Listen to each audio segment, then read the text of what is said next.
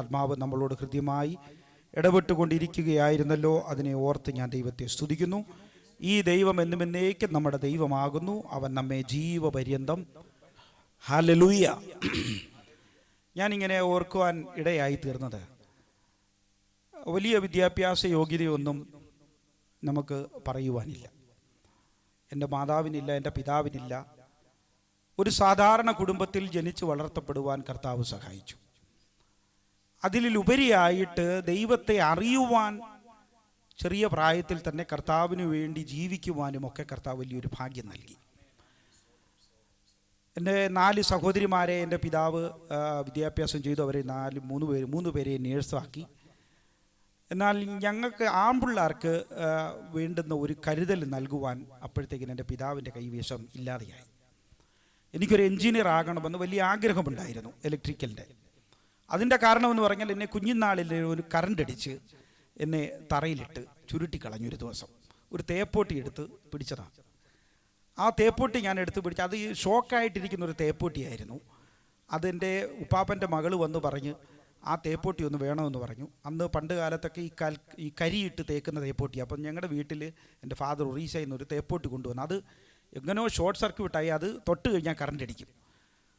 അത് ഞാൻ ഇവള് വന്നാൽ പറയട്ടെ, ഈ ഷോർട്ടായിട്ടിരിക്കും, അത് നിനക്ക് തരാൻ വയ്യെങ്കിൽ അതങ്ങ് പറഞ്ഞാൽ മതി. ഞാനതെടുത്ത് കുത്തി ഇതിനകത്ത് കയറി ഞാൻ പിടിച്ചു. എന്നെ കറണ്ട് അടിച്ച് ഞാൻ അവിടെ അട്ട ചുരുളുന്നത് പോലെ ചുരുണ്ട് ആ പ്ലഗിൽ നിന്നും ആ കേബിൾ വിട്ടുപോരുന്നത് കൊണ്ട് അന്ന് ഞാൻ രക്ഷപ്പെട്ടു.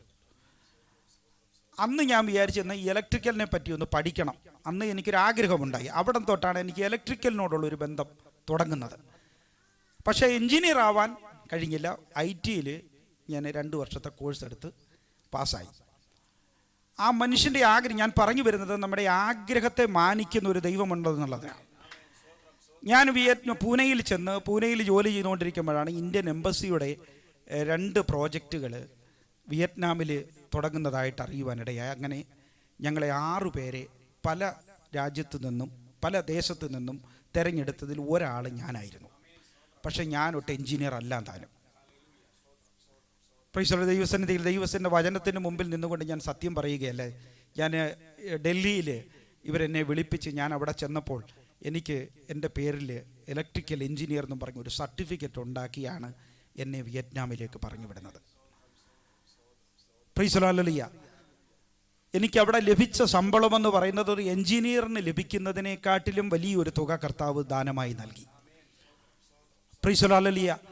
സൗദി അറേബ്യയിൽ വന്നപ്പോഴും ഒരു സാധാരണ ടെക്നീഷ്യന് ലഭിക്കാവുന്ന ഒരു സാലറി ഉണ്ട്, ഒരു 700-800 റിയാൽ ശമ്പളം ബേസിക്. എന്നാൽ ആരംഭം തന്നെ എനിക്ക് 1800 റിയാലായിരുന്നു എൻ്റെ ബേസിക് സാലറി. ഞാൻ തിരിച്ച് അവിടെ നിന്ന് പോരുന്ന സമയത്ത് ഒരു എൻജിനീയർ ലഭിക്കുന്നതിനെക്കാട്ടിലും വലിയ തുക കർത്താവ് എൻ്റെ കൈകളിൽ നൽകി ഓരോ മാസവും. അതിൻ്റെയൊക്കെ കാരണം എന്താണെന്ന് ചോദിച്ചാൽ മറ്റൊന്നുമല്ല, നമ്മുടെ യോഗ്യതയൊന്നുമല്ല ദൈവത്തിന് ആവശ്യം. ദൈവത്തിന് വേണ്ടി നീ നിൽക്കുന്നു എന്നറിഞ്ഞാൽ നിന്റെ യോഗ്യതകൾക്കപ്പുറമായി നിന്നെ മാനിക്കുവാൻ കഴിവുള്ളവനാകുന്നൊരു ദൈവമാണ് നമ്മുടെ ദൈവം. Price hallelujah. എത്ര വിദ്യാഭ്യാസം ഇവിടെ നോക്കണം, എത്ര ഉന്നതന്മാർ, വലിയ വലിയ വിദ്യാഭ്യാസം ചെയ്തവരൊക്കെ ആ പഠിച്ചതിൻ്റെ അടിസ്ഥാനത്തിലൊന്നുമല്ല ജോലി ചെയ്യുന്നത്. അല്ലെങ്കിൽ അതിനെക്കാട്ടിലും അപ്പുറമായിട്ടുള്ള ദൈവിക നന്മകളാണ് ഹല്ലേലൂയ അവർ ചെയ്തുകൊണ്ടിരിക്കുന്ന ജോലിയിൽ നിന്നും കർത്താവ് നൽകുന്നത്. അപ്പോൾ നിങ്ങൾ ഭാരപ്പെടരുത്. നമ്മുടെ യോഗ്യതയൊന്നും ഒരു വിഷയമല്ല. പ്രൈസ് ഹല്ലേലൂയ. യോഗ്യത വേണ്ടത് എന്തിനാണെന്നറിയാമോ? ദൈവത്തിൻ്റെ സന്നിധിയിൽ നിനക്കൊരു യോഗ്യത ഉണ്ടാകണം. പ്രൈസ് ഹല്ലേലൂയ. എനിക്കെൻ്റെ ദൈവവുമായിട്ടൊരു യോഗ്യതയുണ്ടെങ്കിൽ അവിടെ ദൈവം നിന്നെ മാനിക്കുക തന്നെ ചെയ്യും. ആമേൻ. Praise hallelujah.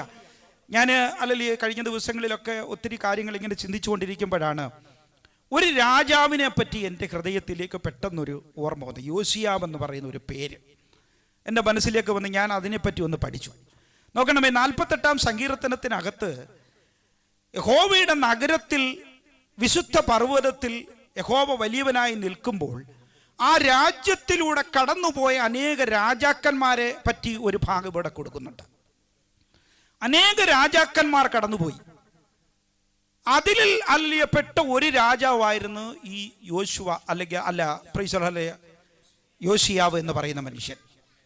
2 ദിനവൃത്താന്തങ്ങളുടെ പുസ്തകം 34 അധ്യായം അതിൻ്റെ 27 വാക്യത്തിലേക്ക് വരുമ്പോൾ, പ്രൈസ് ദി ലോർഡ്, ഒരു വലിയ സമയം അവന്റെ മുമ്പിലേക്ക് ലഭിക്കപ്പെടും. ദൈവം നൽകപ്പെടുന്ന വലിയൊരു സമയത്തെക്കുറിച്ചുള്ള ഒരു ചിന്ത അവന്റെ ജീവിതത്തിന്മേൽ ദൈവം ദാനമായി നൽകുന്നുണ്ട്. എന്ന് വായിക്കാം. 34 അധ്യായം അതിൻ്റെ 27 വാക്യം.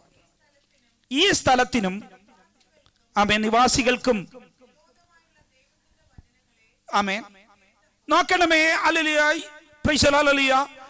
യോശിയാവിന്റെ മുമ്പിൽ യഹോവയാകുന്ന ദൈവം ആ രാജ്യത്തെക്കുറിച്ചും രാജ്യത്തിൽ വസിക്കുന്ന നിവാസികളെ കുറിച്ചുമുള്ള ഒരു കാര്യം വെളിപ്പെടുത്തി കൊടുക്കുക. അത് അവന് ലഭിക്കപ്പെട്ട ഏറ്റവും വലിയ അനുഗ്രഹിക്കപ്പെട്ട ഒരു സമയമാണ്. മനസ്സിലാക്കണമേ, എല്ലാ മനുഷ്യർക്കും യഹോവയാകുന്ന ദൈവം ഒരു സമയം കൊടുക്കും. ആ സമയത്തിന്റെ ഉള്ളിൽ ദൈവം ചില അരുളപ്പാടുകൾ നൽകും, ചില ആലോചനകൾ ആ സമയത്ത് നൽകും.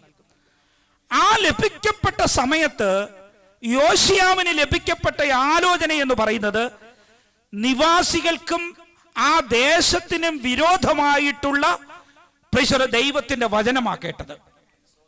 മനസ്സിലാക്കണമേ, യോശിയാവിനോട് പറയുന്ന വാക്കെന്താണ്? ആ ദേശത്തെക്കുറിച്ചും ദേശത്തിലെ നിവാസികളെ കുറിച്ചുമുള്ള ഒരാലോചന കേട്ട് കഴിഞ്ഞപ്പോൾ യോശിയാവ് എന്താ ചെയ്തത്? അവന്റെ ഹൃദയം അലിയുവാൻ തുടങ്ങി. നോക്കണമേ, മനസ്സിലാക്കണം ദൈവത്തിന്റെ ജനമേ, ദൈവസന്നിധികൾ നമ്മൾക്ക് ലഭിക്കപ്പെടുന്നതാകുന്ന ഒരു സമയം,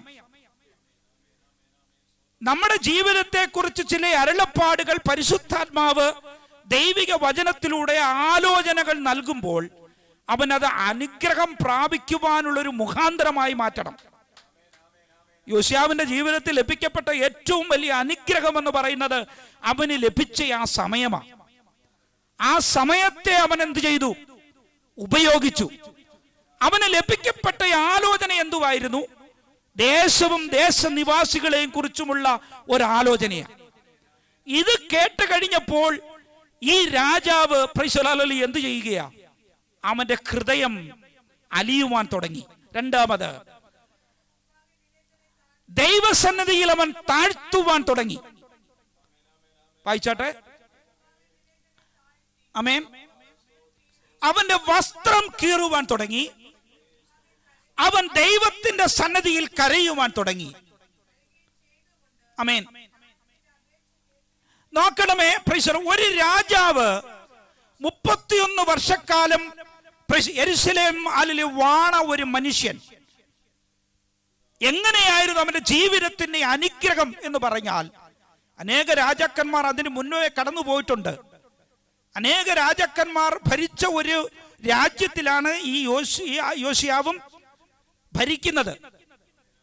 എന്നാൽ അവന്റെ രാജ്യം സമാധാനത്തോടു കൂടി പോകണമെങ്കിൽ, അവന്റെ രാജ്യം അനുഗ്രഹം പ്രാപിക്കണമെങ്കിൽ, അവന്റെ മുമ്പിൽ ലഭിച്ച സമയം അവന് പറഞ്ഞുകൊടുത്ത ഈ ആലോചനയുടെ മുമ്പിൽ അവൻ താഴ്ത്തുവാൻ തന്നെ തുടങ്ങുവാനിടയായി.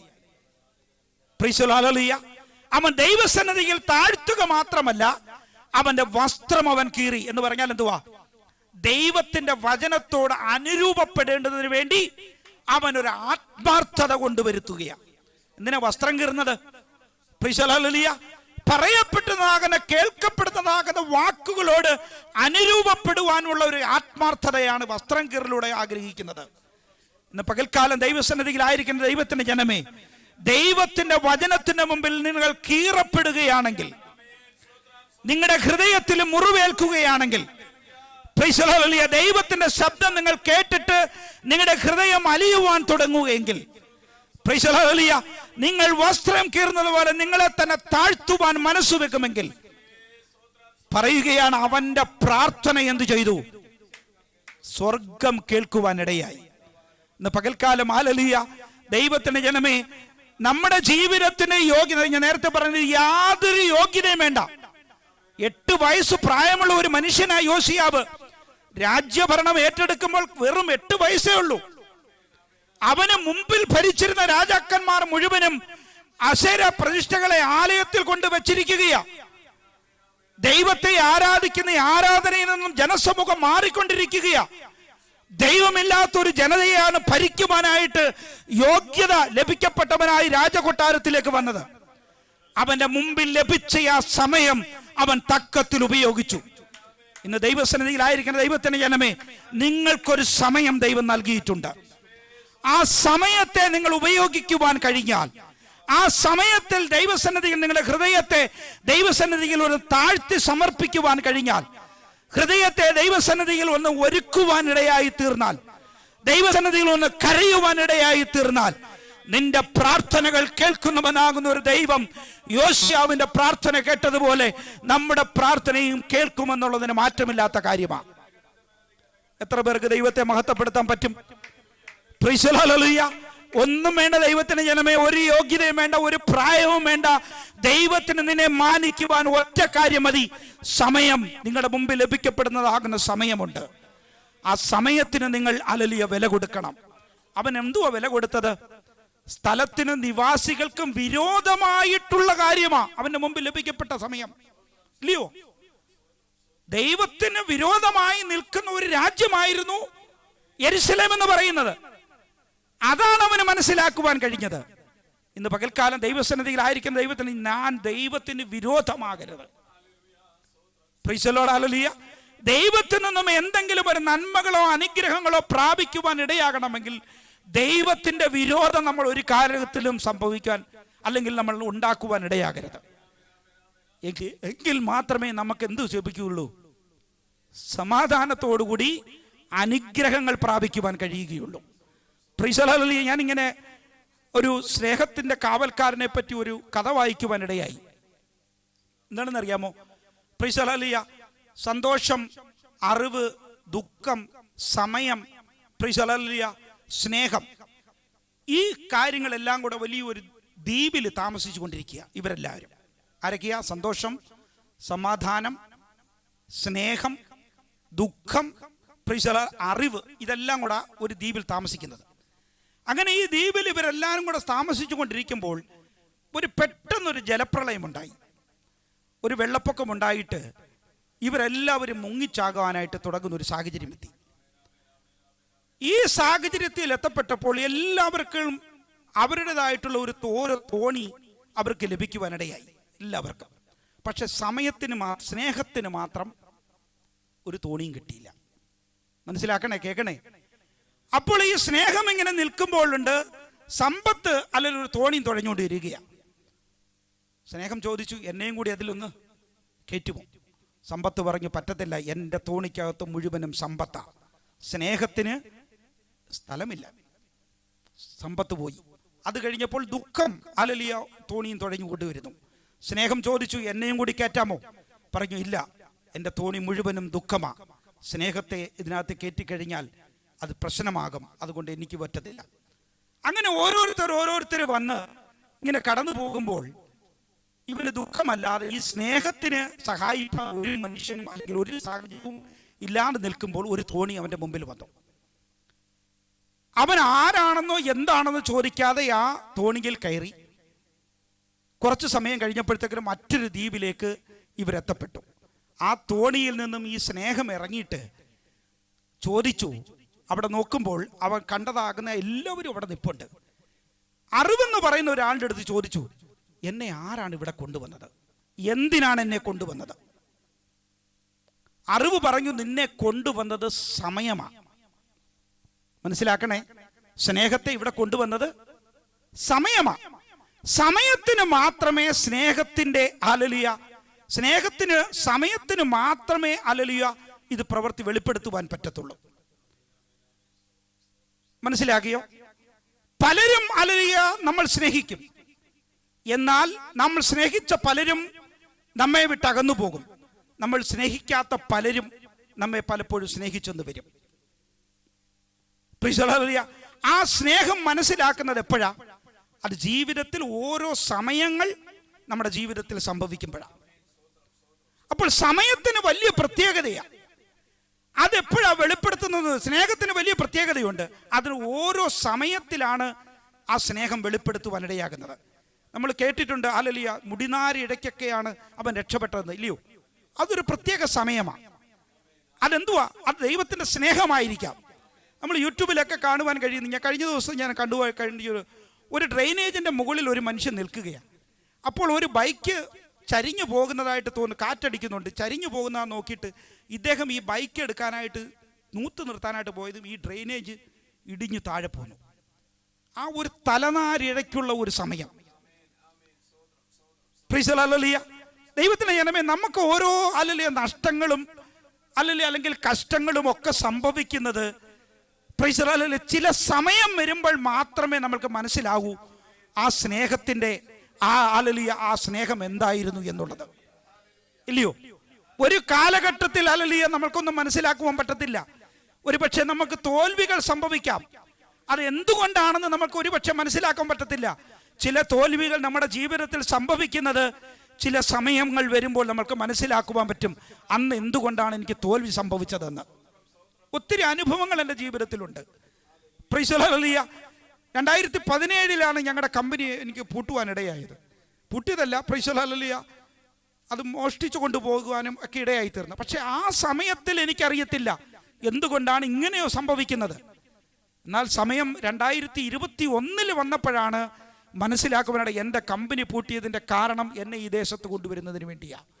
ആ കമ്പനി ഓടിയിരുന്നുവെങ്കിൽ പ്രൈസ് ദി ലോർഡ് ഒരു കാരണവശാലും ഞങ്ങൾ ഇവിടെ വരത്തില്ല. അതാണ് സമയമെന്ന് പറയുന്നത്. നമുക്കെല്ലാവർക്കും സമയമുണ്ട്. ആ സമയത്തെ നമ്മൾ എന്ത് മനസ്സിലാക്കണം?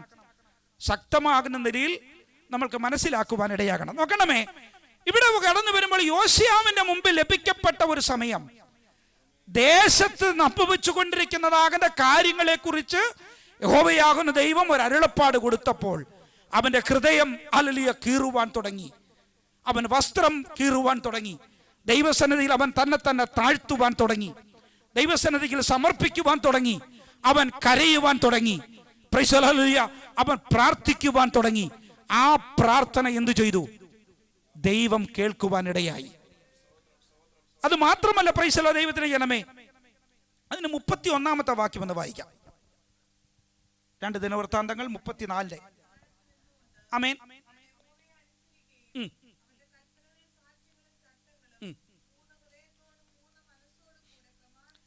അത് 30 വാക്യം കൂടെ ഒന്ന് വായിച്ചു ചേർത്ത്. 30 വാക്യം മുതൽ വായിച്ചു.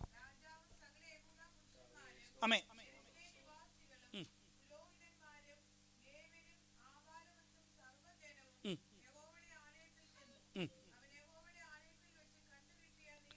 നോക്കണമേ, പ്രൈസ്, ആ കാലഘട്ടത്തിൽ ദൈവത്തിന്റെ ന്യായപ്രമാണം ആലയത്തിൽ ഉണ്ടെങ്കിലും അത് കണ്ടെത്തുവാനോ അത് വായിക്കുവാനോ ദീർഘവർഷങ്ങളായിട്ട് അവിടെയുള്ള രാജാക്കന്മാരോ ലേവി പുരോഹിതന്മാരോ തയ്യാറായിരുന്നില്ല.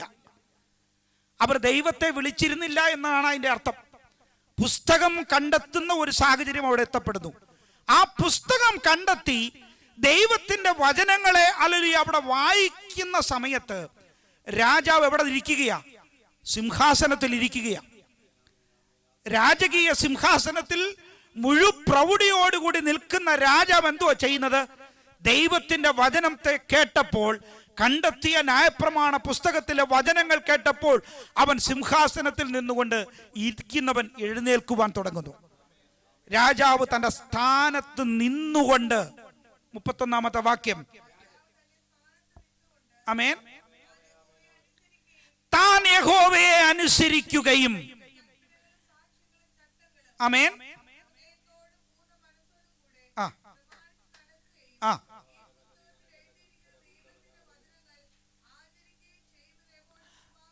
നിയമം ചെയ്തു. നോക്കണമേ ദൈവത്തിന്റെ ജനമേ, അവന്റെ മുമ്പിൽ ലഭിക്കപ്പെട്ട സമയമെന്ന് പറയുന്നത് ദേശത്തിലും ദേശനിവാസികൾക്കും സംഭവിക്കുവാൻ പോകുന്ന കാര്യമാണെന്നും അതിനുവേണ്ടി അവൻ ചെയ്തത്, അവൻ ഹൃദയത്തെ അവൻ ദൈവസന്നിധിയിൽ പകർന്നുകൊണ്ട് കണ്ണുനീരോടുകൂടി ദൈവസന്നിധിയിൽ നിലവിളിച്ച് പ്രാർത്ഥിച്ചു കഴിഞ്ഞപ്പോൾ ദൈവത്തിന്റെ വചനം അവർക്ക് എന്ത് ചെയ്യുന്നു?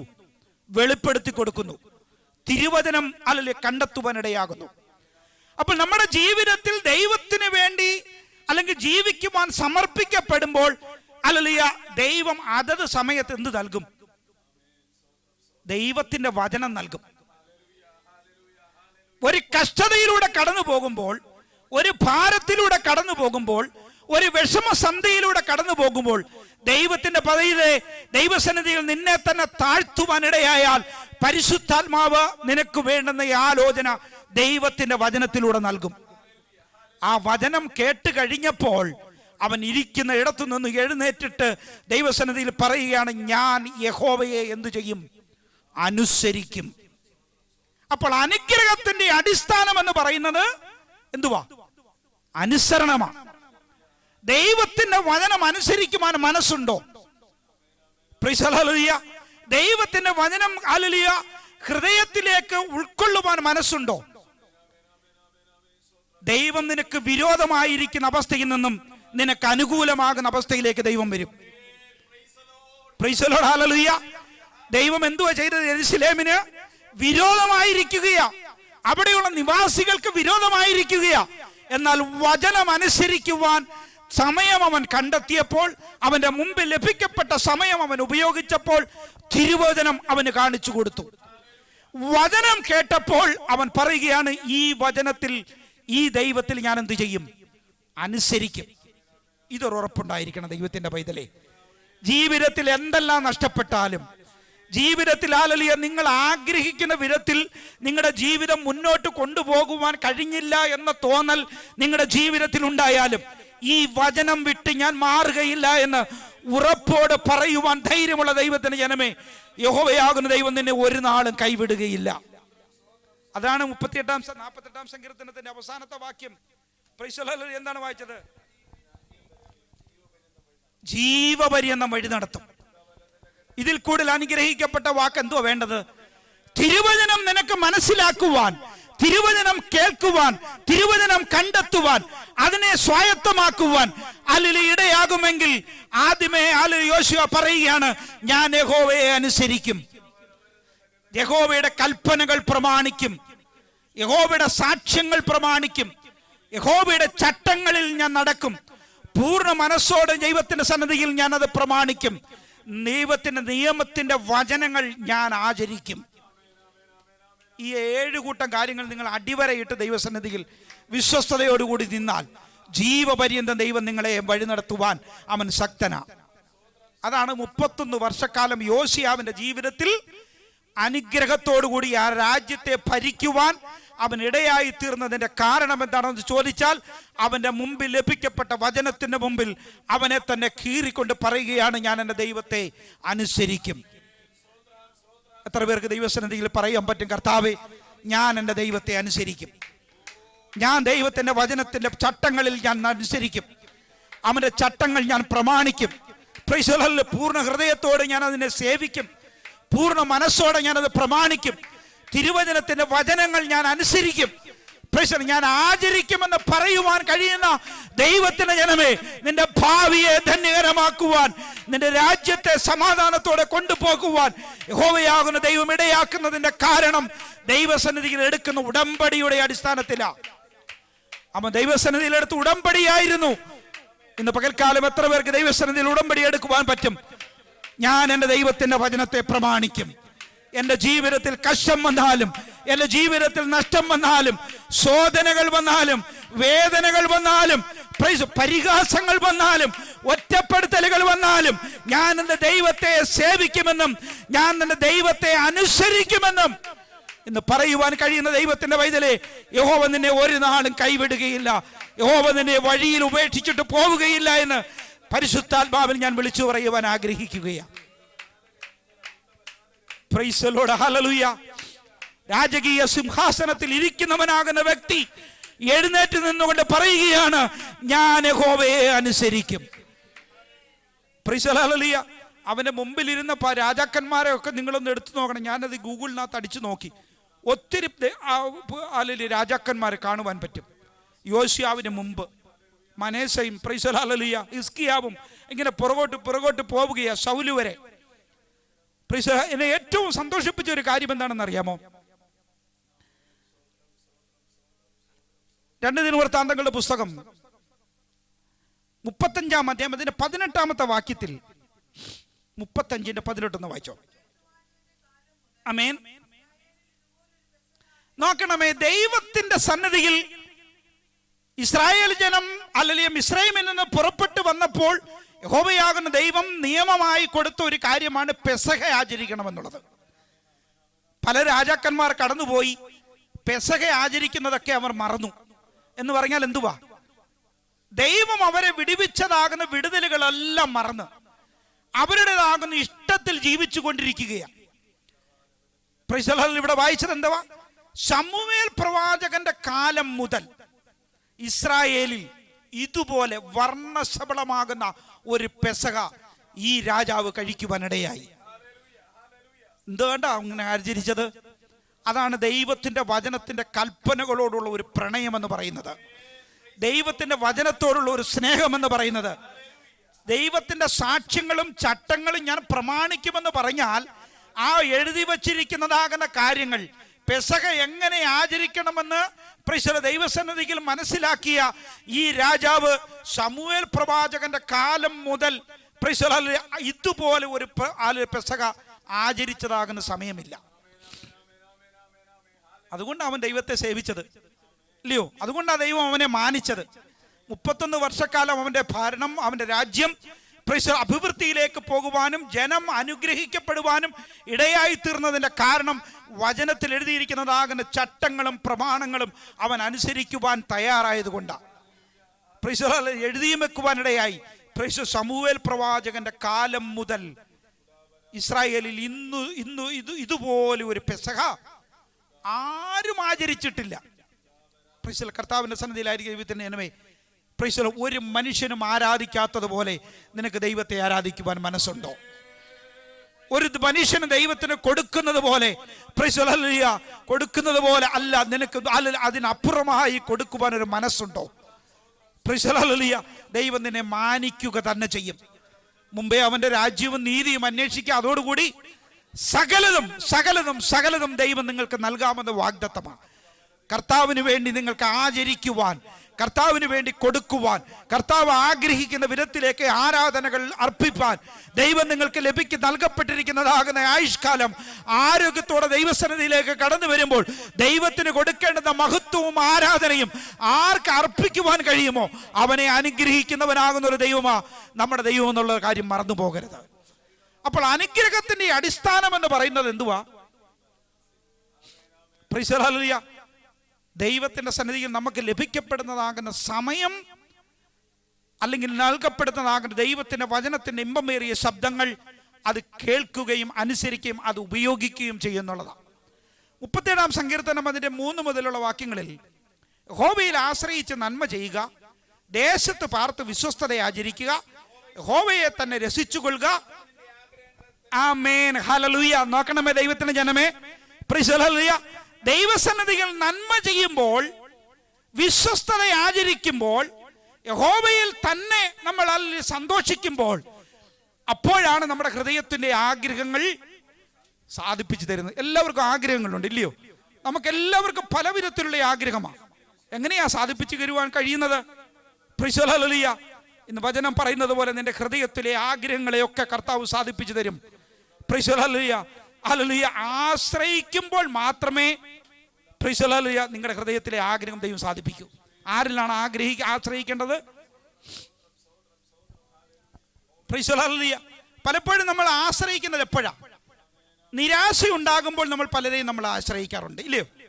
ആവശ്യമുണ്ടാകുമ്പോൾ നമ്മൾ ആശ്രയിക്കാറുണ്ട്, ആഗ്രഹം സാധിക്കാൻ വേണ്ടി ആശ്രയിക്കാറുണ്ട്, ഇല്ലയോ? ദൈവത്തിന്റെ സന്നിധിയിൽ ഇതൊക്കെ ചെയ്താൽ മതി എന്നേ. Price hallelujah. നിന്റെ നിരാശയിൽ ദൈവത്തിൽ ആശ്രയം വെച്ചോണം. Price hallelujah. നീ ആഗ്രഹിക്കുന്നത് സാധിച്ചെടുക്കുവാൻ ദൈവത്തിൽ ആശ്രയം വെച്ചോണം. ഇന്ന് പകൽക്കാലം ദൈവസന്നിധിയിൽ നിങ്ങൾക്ക് ചോദിച്ചു വാങ്ങിക്കുവാനുള്ള അധികാരം കർത്താവ് നിങ്ങൾക്ക് നൽകിയിട്ടുണ്ട്. ഞാൻ ദൈവത്തോട് പലതും ഞാൻ ചോദിച്ചു വാങ്ങിയിട്ടുണ്ട്. Price hallelujah.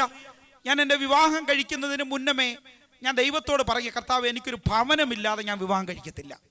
കർത്താവ് എനിക്ക് അതുപോലെ നൽകി. ഞാൻ ദൈവത്തോട് പറഞ്ഞ ഒരൊറ്റ കാര്യമായിരുന്നു, എന്നെ ഒരു പെങ്കൊച്ചിനെ കാണിക്കാവേ എന്ന്. ദൈവത്തോട് ഞാൻ പറഞ്ഞ ചെറിയ കാര്യമാണെന്ന് നിങ്ങൾക്ക് തോന്നും, പക്ഷെ ഞാൻ ഒറ്റ പെങ്കൊച്ചിനെ കണ്ടുള്ളൂ. Praise hallelujah.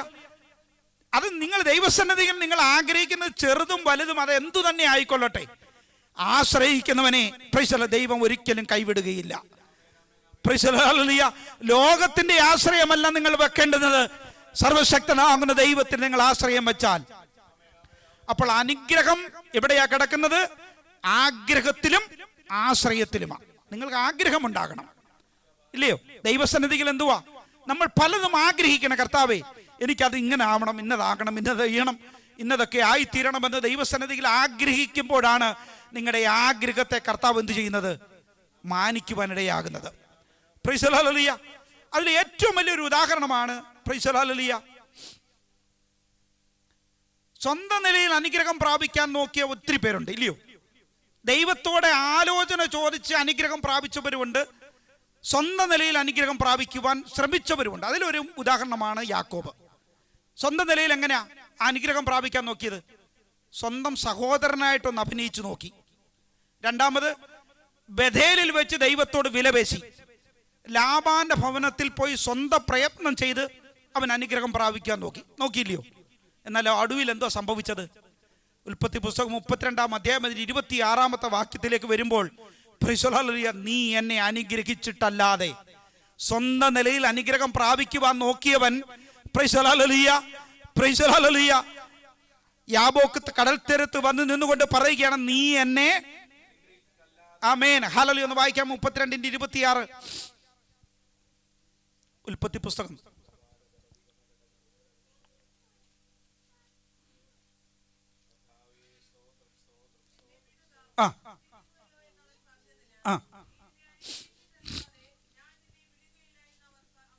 ആമേൻ. താപ്പോട്ട് വായിച്ചോ. ആ, 30-ാം വാക്യം 31 വായിച്ചോ. ഞാൻ ദൈവത്തെ മുഖാമുഖം കണ്ടപ്പോൾ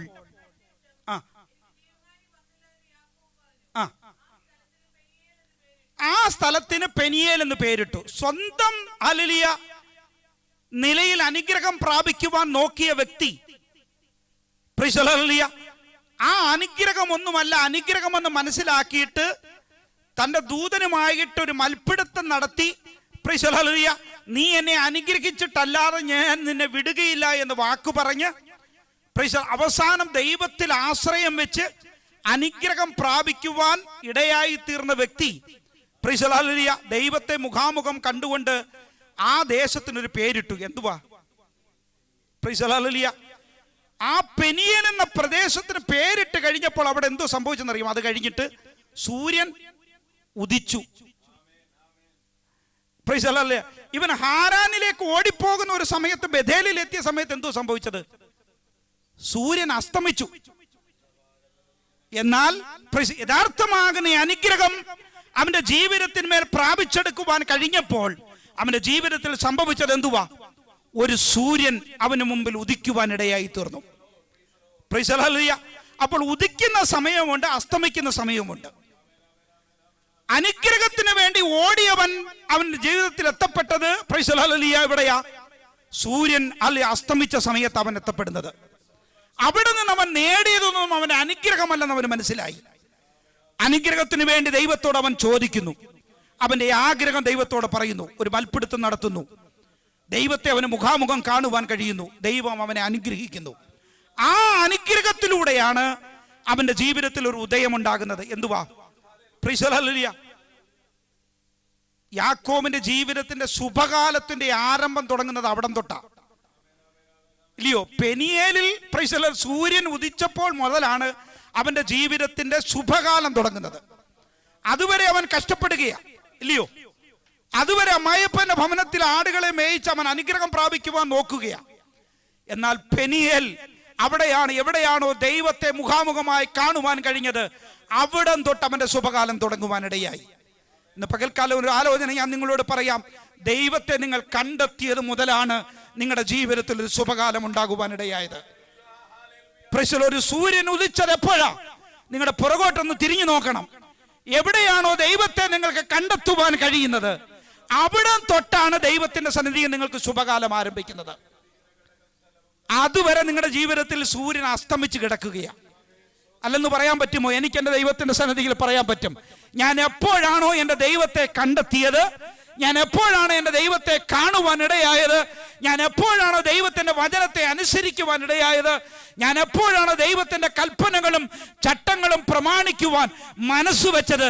എൻ്റെ വസ്ത്രം കീറിയത്, എന്നെ തന്നെത്താൻ താഴ്ത്തുവാൻ ഇടയായത്? അപ്പോഴാണ് എനിക്കൊരു സൂര്യൻ എനിക്ക് വേണ്ടി ഉദിക്കുവാൻ ഇടയായത്. എത്ര പേർക്ക് ദൈവസന്നിധിയിൽ പറയാൻ പറ്റും?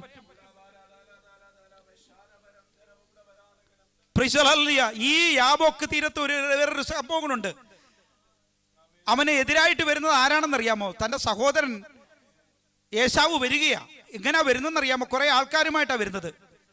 യാക്കോബിനും അറിയാം, ഏശാവിനും അറിയാവുന്ന ഒരു കാര്യമുണ്ട്. ഏശാവ് ഹൃദയത്തിൽ ഒരു ശപഥം എടുത്തിട്ടുണ്ട്. എന്തുവാ? തൻ്റെ സഹോദരനെ കൊല്ലുമെന്ന്. എന്നാൽ പെനിയേലിൽ എത്തിയപ്പോൾ, ദൈവത്തെ മുഖാമുഖമായി കണ്ടപ്പോൾ, അവിടെയാണ് അവന്റെ ജീവിതത്തിന്റെ ശുഭയാത്ര തുടങ്ങിയതെന്ന് ഞാൻ പറഞ്ഞപ്പോൾ, അവിടെ ദൈവത്തിന്റെ മറ്റൊരു പ്രവൃത്തി ഏശാവിന്റെ മേൽ ദൈവം അയക്കുവാൻ ഇടയായി തീർന്നു കാണും. ഒരുപക്ഷെ അവൻ കൊല്ലുവാൻ തന്നെ ആയിരിക്കും വന്നത്. എവിടെയാണ് ദൈവത്തെ കണ്ടെത്തിയത്, അവൻ്റെ ഒരു ശുഭകാലം തുടങ്ങിയത്, അവിടം തൊട്ടാണ് അവൻ അനുഗ്രഹങ്ങൾ ഉണ്ടാകുവാൻ ഇടയായത്. അതുവരെ അവന്റെ ഹൃദയത്തിൽ എന്തുവാ? ഭയമാ. അതുവരെ അവന്റെ ജീവിതത്തിൽ പേടിയാ.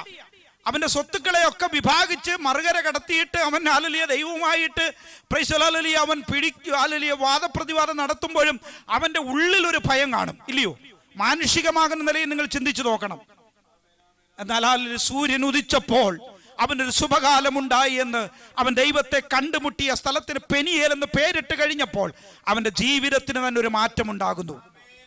അവന്റെ സഹോദരൻ അവനെ സ്വീകരിക്കുവാൻ ഇടയാകുന്നു. ഇന്ന് പകൽക്കാലം ദൈവത്തിന്റെ സന്നിധിയിലായിരിക്കുന്ന ദൈവത്തിന്റെ ജനമേ, ഒരു ശുഭകാലം നിങ്ങൾക്കും ഞങ്ങൾക്ക് എല്ലാവർക്കും കർത്താവ് ഒരുക്കിയിട്ടുണ്ട്. അതെങ്ങനെ പ്രാപിക്കുവാൻ കഴിയും, അതെങ്ങനെ നേടിയെടുക്കുവാൻ കഴിയുമെന്ന് ചോദിച്ചാൽ, ദൈവത്തെ നിങ്ങൾക്ക് കണ്ടെത്തുവാൻ കഴിയണം. ദൈവത്തിന്റെ വചനത്തെ നിങ്ങൾ സ്നേഹിക്കുവാൻ ഇടയാകണം. ദൈവത്തിന്റെ വചനത്തെ പ്രമാണിക്കുവാൻ ഇടയാകണം. ബേഥേലിൽ സൂര്യൻ അസ്തമിച്ചപ്പോൾ പെനിയേലിൽ അവന് വേണ്ടി ദൈവം ഒരു സൂര്യനെ ഉദിപ്പിക്കുവാനിടയായി. അതുപോലെ കർത്താവ് നമ്മുടെ ജീവിതത്തിന് മേൽ ഒരു ഉദയം നൽകുവാൻ സർവശക്തനാകുന്ന ദൈവമാണ്. എവിടെയെങ്കിലും ജീവിതത്തിൽ കെട്ടപ്പെട്ട് കിടക്കുന്ന, അടഞ്ഞു കിടക്കുന്ന ഏതെങ്കിലും നന്മകൾ ഉണ്ടെങ്കിൽ ദൈവത്തെ നിങ്ങൾക്കൊന്ന് കാണുവാൻ മനസ്സ് വെച്ചാൽ, ദൈവത്തിന്റെ വചനത്തെ ഒന്ന് സ്നേഹിക്കുവാൻ മനസ്സ് വെച്ചാൽ, ഒരു പ്രഭാതം, ഒരു സൂര്യൻ ഉദിച്ചു വരുന്ന ഒരു പ്രഭാതം പോലെ നിങ്ങളുടെ ജീവിതത്തിന്റെ ചില വ്യത്യസ്തമാകുന്ന അനുഭവങ്ങളിലൂടെ കർത്താവ് നിങ്ങളെ വഴി നടത്തുമെന്നുള്ളതിന് മാറ്റമില്ലാത്ത കാര്യമാണ്. 119 സങ്കീർത്തനം 42 വാക്യം, ഞാൻ നിന്റെ വചനത്തിൽ ആശ്രയിക്കുന്നത് കൊണ്ട് എന്നെ നിന്ദിക്കുന്നവരോട് ഉത്തരം പറയുവാൻ ഞാൻ പ്രാപ്തനാക്കും. ഒന്ന് വായിക്കാം. 119 സങ്കീർത്തനം 42 വാക്യം. ഞാൻ നിന്റെ വചനത്തിൽ ആശ്രയിക്കുന്നത് കൊണ്ട്. അപ്പൊ ആശ്രയം എവിടെയാണ്? ദൈവത്തിന്റെ വചനത്തിൽ ആശ്രയിക്കുന്നത് കൊണ്ട് എന്നെ നിന്ദിക്കുന്നവരോട് ഉത്തരം പറയുവാൻ ഞാൻ പ്രാപ്തനാകും. ഇംഗ്ലീഷിൽ വായിച്ചോ, മനസ്സിലാക്കിക്കോ ഒന്നുകൂടെ. Praise the hallelujah. Psalms 119:42. Amen, amen. Hallelujah. ദൈവത്തിന്റെ വചനത്തിൽ നിങ്ങൾ ആശ്രയിച്ചാൽ, നിങ്ങൾ ട്രസ്റ്റ് ചെയ്താൽ, നിങ്ങളെ നിന്ദിക്കുന്നവരോട് ഉത്തരം പറയുവാൻ യഹോവയാകുന്ന ദൈവം നിങ്ങളെ പ്രാപ്തനാക്കുമെന്നാണ് തിരുവചനം പറയുന്നത്. ചോദ്യങ്ങൾക്ക് ഉത്തരം നിങ്ങൾക്ക് ഒരുപക്ഷെ ഇപ്പോൾ ഇല്ലായിരിക്കാം. പല ചോദ്യത്തിനും മറുപടി നിങ്ങൾക്ക് പറയുവാൻ പറ്റിയെന്ന് വന്നില്ലേക്കാം. എന്നാൽ വചനത്തിൽ നിങ്ങൾ ആശ്രയം വെച്ചാൽ, തിരുവചനത്തെ നിങ്ങൾ സ്നേഹിക്കുവാനിടയായാൽ, ചോദ്യങ്ങൾക്കൊക്കെ ഉത്തരം നൽകുവാൻ ഒരു സമയം ദൈവം നിങ്ങളുടെ മുമ്പിൽ കൊണ്ടെത്തിക്കും. അതാണ് സമയമെന്ന് പറയുന്നത്, ദൈവത്തിന്റെ സമയമെന്ന് പറയുന്നത്. 37 സങ്കീർത്തനം 40 വാക്യം, യഹോവ അവരെ സഹായിച്ചു വിടുവിക്കുന്നു, അവർ അവനിൽ ആശ്രയിക്കൊണ്ട് അവനവരെ ദുഷ്ടന്മാരുടെ കയ്യിൽ നിന്നും വിടുവിച്ച് രക്ഷിക്കും. Praise the hallelujah. അവിടെയും ഒരു ആശ്രയത്തെ നമുക്ക് കാണുവാൻ പറ്റും. യഹോവയിൽ ആശ്രയിക്കുന്നത് കൊണ്ട് അവൻ അവരെ ദുഷ്ടന്മാരുടെ കയ്യിൽ നിന്ന്. Praise the hallelujah. ഞാനിത് വായിച്ചു കഴിഞ്ഞതിന് ശേഷം അബ്രഹാമിന്റെ ജീവിതത്തിലേക്കും ഒന്ന് കടന്നുപോയി. അതുകൂടെ പറഞ്ഞിട്ട് ഞാൻ ഇരിക്കാം. 2 ചോദ്യം അബ്രഹാം ദൈവത്തോട് ചോദിക്കുന്നുണ്ട്.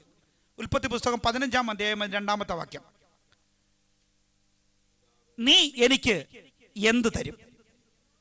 അത് കഴിഞ്ഞിട്ട് 15 അധ്യായം 8 വാക്യത്തിലേക്ക് വരുമ്പോൾ, എന്തോന്നിനാൽ ഞാൻ അത് അറിയുവാനിടയാകും. ഇല്ലേ? 2 ചോദ്യം ചോദിക്കുന്നുണ്ട്. ഒന്ന് വായിക്കാമോ? കർത്താവായ യഹോവേ, നീ എനിക്ക് എന്തു തരും? 15:8.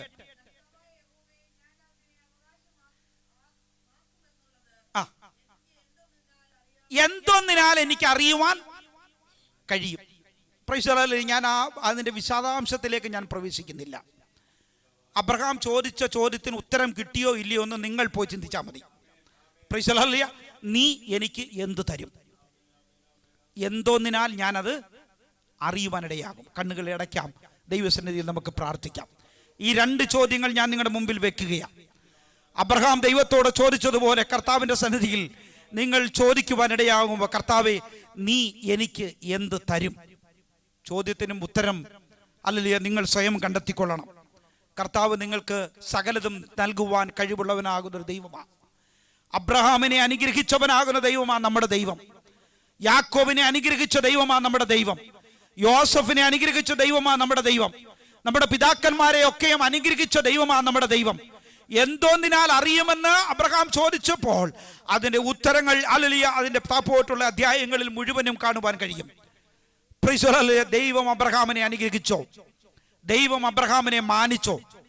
സകലരുടെയും പിതാവെന്ന നാമധേയം അവന് ലഭിക്കുവാൻ ഇടയായി തീർന്നു. എന്തുകൊണ്ട് അത് ലഭിച്ചു, എങ്ങനെ ലഭിച്ചു എന്ന് ചോദിച്ചാൽ ഒറ്റ ഉത്തരമേ ഉള്ളൂ: അവൻ ദൈവത്തിൽ ആശ്രയം വെച്ചിരുന്നു. പലരുടെയും ചോദ്യങ്ങൾക്ക് നിങ്ങൾക്ക് ഉത്തരം പറയുവാൻ കഴിയുന്നില്ലെങ്കിൽ ദൈവസന്നിധിയിൽ നിങ്ങൾക്ക് അതിന് ഉത്തരം പറഞ്ഞു നൽകുവാൻ ദൈവം നിങ്ങളെ പ്രാപ്തനാക്കുമെന്നുള്ളതിന് മാറ്റമില്ലാത്ത കാര്യമാണ്. ഞാൻ എൻ്റെ ദൈവത്തിൽ വിശ്വസിക്കുന്നവനാണ്. Price the Lord. പലരുടെയും ചോദ്യങ്ങൾക്ക് കർത്താവ് എന്നെ അതിന് പ്രാപ്തനാക്കിയിട്ടുണ്ട്. യാതൊരു യോഗ്യതയുമില്ല. Price the Lord. യാതൊരു മഹിമയും പറയുവാനില്ല. Price the Lord. ഒന്നും വിളിച്ചു പറയുവാനോ ഒന്നും കണ്ടെത്തുവാനും ഇടയാകത്തില്ല.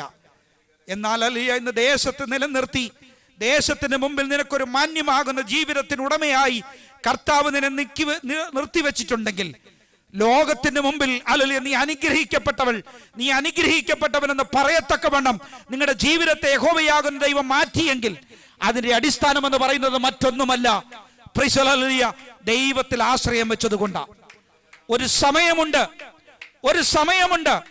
Price the Lord. ആ സമയത്തിന് വേണ്ടി കാത്തിരിക്കണം. ആ സമയം പ്രൈസ് ദി ലോർഡ് ഒരുപക്ഷേ ഇന്നാകാം, നാളെയാകാം, അടുത്ത ദിവസങ്ങളാകാം, അടുത്ത വർഷമാകാം. എന്നാലും കർത്താവ് നിന്നെ കൈവിടുകയില്ല. ദൈവം നിങ്ങളുടെ മുമ്പിൽ ലഭിക്കപ്പെടുന്നതാകുന്ന സമയം എന്ന് പറയുന്നത് ദൈവത്തിന്റെ വചനത്തിന് മുമ്പിൽ നിങ്ങളെ കീറുവാനുള്ള ഒരു സമയമാണെങ്കിൽ, ദൈവത്തിന്റെ വചനത്തിന് മുമ്പിൽ നിങ്ങളെ സമർപ്പിക്കുവാനുള്ള ഒരു സമയമാണെങ്കിൽ, ആ സമയത്ത് നിങ്ങൾ ദൈവസന്നിധിയിൽ സമർപ്പിച്ചു കൊള്ളണം. സമയം എപ്പോഴും നമ്മുടെ മുമ്പിൽ വരും എന്ന് നിങ്ങൾ പ്രതീക്ഷിക്കേണ്ട.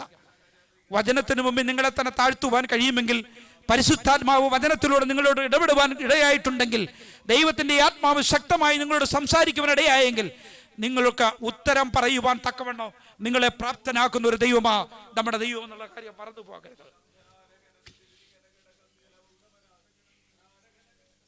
Hallelujah, hallelujah, hallelujah, hallelujah, hallelujah, hallelujah. Praise the Lord. Hallelujah. യേശുവിന്റെ രക്തത്താൽ ജയം, യേശുവിന്റെ രക്തത്താൽ ജയം.